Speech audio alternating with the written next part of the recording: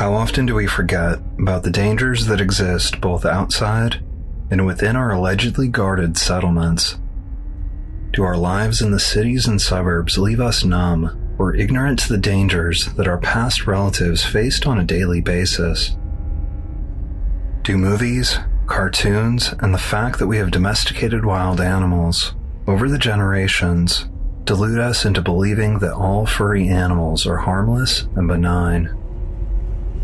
What do you see when confronted with an animal you're unacquainted with? Do you perceive a new friend, looking for companionship and love? Or do you recognize the savage nature lurking underneath, waiting to erupt with merciless brutality?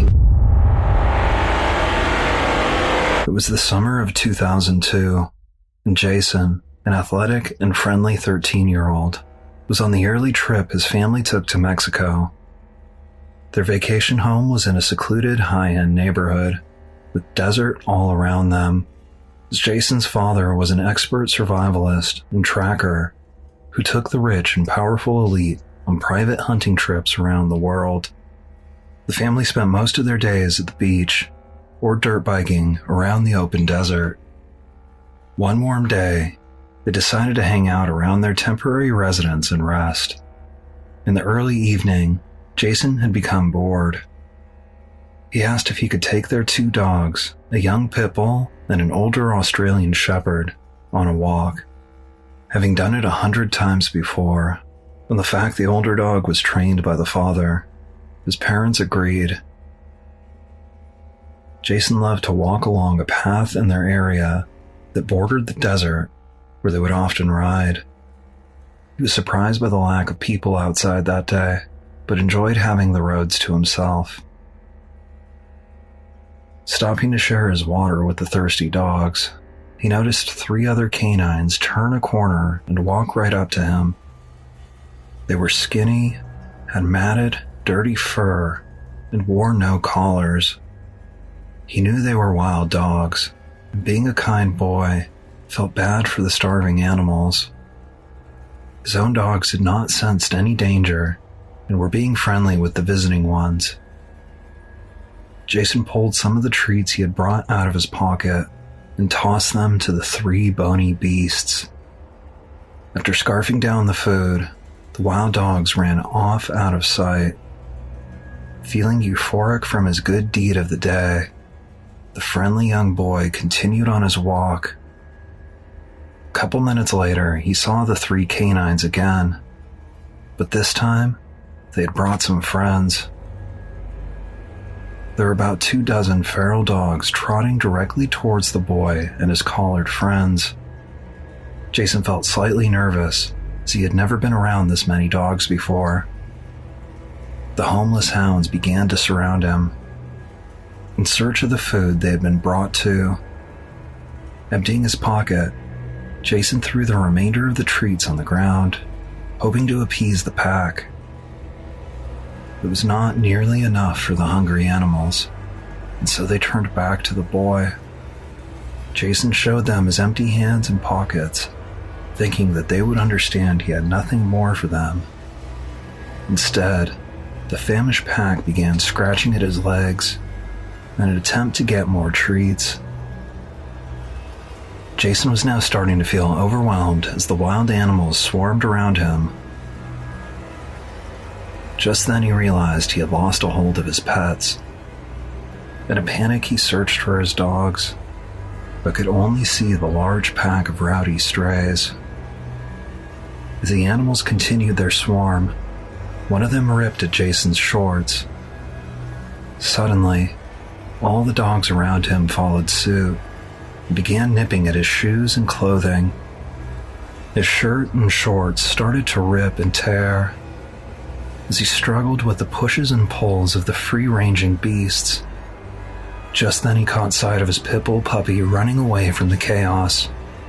Jason was now terrified. He thought he was all alone. In his shock, he started swinging and kicking at the feral dogs. This made things drastically worse. One of the untamed creatures latched onto Jason's hand and bit down. The pain causing the boy to recoil as a small chunk of his palm was ripped away. As he fell back, he felt a piercing sting in his thigh. He looked down just as another hunk of flesh was torn from his leg.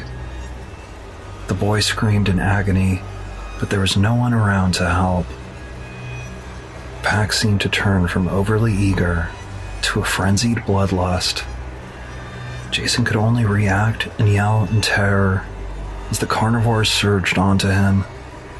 With every bite and tear, the boy screamed and swung at his attackers, but he could do nothing else as they tore mouthfuls of flesh from all over the horrified boy. Blood pouring from his limbs, he fell to the ground, now unable to fight back. Jason was going numb. All he could hear was the growls and barks of the pack as they ripped at his body. Unexpectedly, dogs stopped their brutal assault, but the growling was now more intense. Jason struggled to lift his head to his dog, the shepherd, circling around him, jumping and biting at his master's assailants, driving them back. The shepherd was also covered in gushing bites, but had blood dripping from its teeth as it had obviously fought fiercely through the crowd to protect the boy. One of the bloodthirsty herd jumped forward, but was met with a bite on the face from the well-trained rescuer. The shepherd stood over Jason until he was able to stand, severely wounding two more wild beasts as they struggled to rise. A crimson puddle had now formed at his feet, from the numerous lacerations streaming blood down his body. Once the boy was on his feet, the shepherd moved between his legs, never once losing focus on the snarling crowd. Jason did his best to grab onto his dog's collar. With both his hands missing pieces of muscle, it was a struggle. He mustered his strength and said to his rescuer, "Home." The shepherd's ears perked up, and she thrust forward, chomping and lashing at the crowd. In her violent journey to her boy, she did enough damage to instill some fear into the wild dogs. The bloody pair moved from the center of the pack to outside the circle. The shepherd jumped behind Jason, watching his back as he limped toward his home. Jason turned back to see his loyal canine scaring off the last of his attackers before returning to help him. Continuing forward, Boy looked down and noticed a thick trail of blood dripping from him and his brave pet. Shock took over and his legs gave out, dropping him to the ground once more. The wounded savior circled him, licked his face a couple times, then took off at full speed towards their home as Jason's vision went black and he lost consciousness. The boy awoke in the hospital that night, still in some pain, but happy and lucky to be alive. His family was told he had been bitten a minimum of 40 times and was missing a significant amount of flesh, muscle, and blood. He saw that once the doctors assured him and his family he was going to be okay, his father disappeared.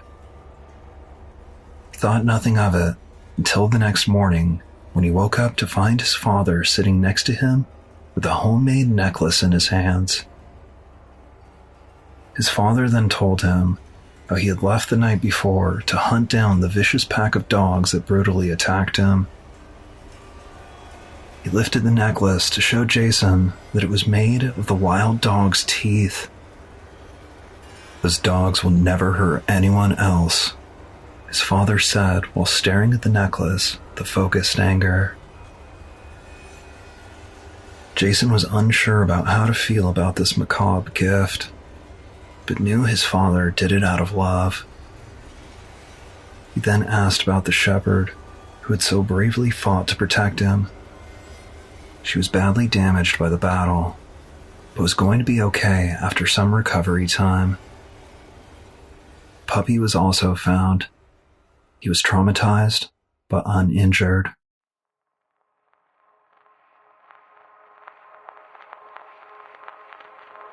After telling us this story, Jason lifted his shirt to reveal baseball-sized scars all over his back, chest, and arms. He said the experience hasn't changed his love of animals, for the wild dogs were merely following their instincts. He knows that if it wasn't for the valorous actions of his own loyal pet, that he would have been eaten alive in the streets of Mexico. Around the world, people are regularly attacked by packs of wild dogs. No one country has the ability to dodge these barbaric assaults, as there will always be horrible people who mistreat and abandon animals, leading to feral and desperate creatures wandering the streets in search of any kind of sustenance. In 2018, northern India was terrorized by numerous attacks on children that resulted in the deaths of 6 kids in only a week, and as many as 12 in a matter of months. The murder of the children, aged between 5 and 12, was blamed on the closure of an illegal slaughterhouse, cutting off a major food source for the homeless dogs, motivating them to try for more available and yet tragic prey. In 2008, Moscow was hit with a pandemic, having 20,000 reported dog attacks, with 8,000 of them requiring police intervention and hospitalization. This year in Turkey, surveillance footage captured the heartbreaking moment that 6 feral dogs chased down, caught, and tore into a young student waiting at a university bus stop. The young woman was able to escape and survive the ordeal, but her legs were left mangled. In 2013, at a park on the edge of Mexico City, the bodies of a 26-year-old and her 1-year-old child were found, having bled to death after being mauled. The young mother was missing her left arm. Then later that same week, a teenage couple were set upon. During the attack, the 15-year-old girl was able to call her sister. She said they were being attacked by several dogs and then screamed for help. Before the call ended, they were then mutilated and bled out from their wounds. There seems to be consensus across the board that if you're attacked by a pack of feral dogs, you must fight back. Be assertive. Do whatever you can to intimidate or force the alpha into backing away. If the leader gives up, the remainder will follow. Timid or fearful actions will only antagonize the group into attacking, as they see weakness as uselessness. Your best bet is to carry pepper spray and hope that you never have to use it. It's important to note that the occurrences of these attacks are not the fault of the wild animals that are merely trying to survive. The culpability falls on those who mishandle, abandon, or ignore the animals in need of shelter and food. We forget how dangerous any creature is when brought to rock bottom. The desperation of hunger and fear can drive anyone to do horrible things in the name of survival. Will you be prepared when Mother Nature rears its violently savage head at you? Can you survive the onslaught? Or will you be yet another prey, eaten by the ruthless wilds that surround us?